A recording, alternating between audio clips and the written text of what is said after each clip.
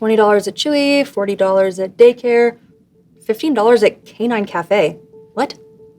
I spent how much on my dog? I think we should talk about budgeting.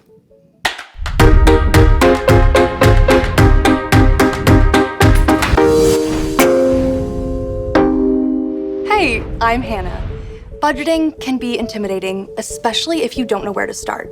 But I'll let you in on a secret.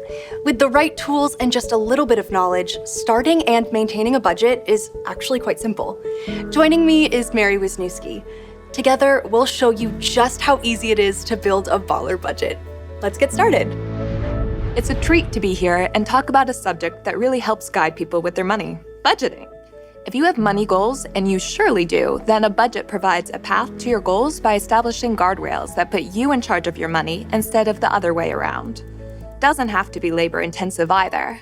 There are a lot of apps out there that can automate the task for you. If you're earlier in your career when your financial life feels relatively simple, now is a great time to establish a routine that serves you well when life gets more complicated down the road, and you might have a mortgage payment, childcare costs, and other major expenses to juggle. If you're more established in your career, now is a great time to make sure you're saving enough to pay your bills, live the life you want, and eventually retire.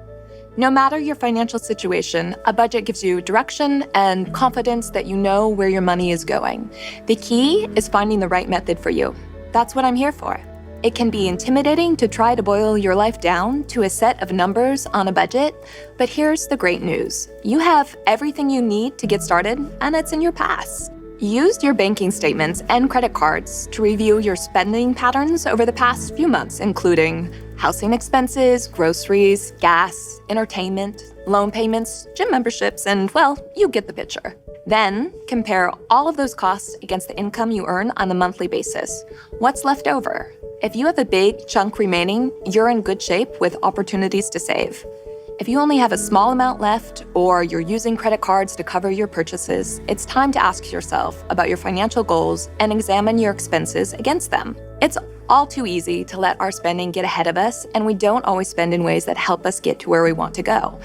I, for example, love buying impromptu, whimsical things, but I also want to save for a house and need to be mindful of my longer-term goal. A great question to ask yourself is, where are you spending money that isn't aligned with that destination? Maybe it's cutting back from eating out 3 times a week to just twice to save a little bit more. Or perhaps it's something more substantial, like focusing on your biggest expenses, like your housing and car, and finding ways to reduce the recurring expense. Those are the first places you can look to spend less and save more for the things you really want to do. The great thing about a budget is that it allows you to do more than just track your expenses for the month.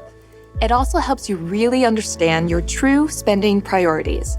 From building an emergency fund, to paying off debt, to saving for a dream vacation in the Greek islands, defining your goals is an important place to start. Will these goals change over time? 100%. In my 20s, I used to dream about having real furniture. In those days, I slept on a futon in New York City for a couple of years, and it was folded up since my bedroom was so tiny. Now, in my 30s, I dream about owning a house where I grew up, Michigan.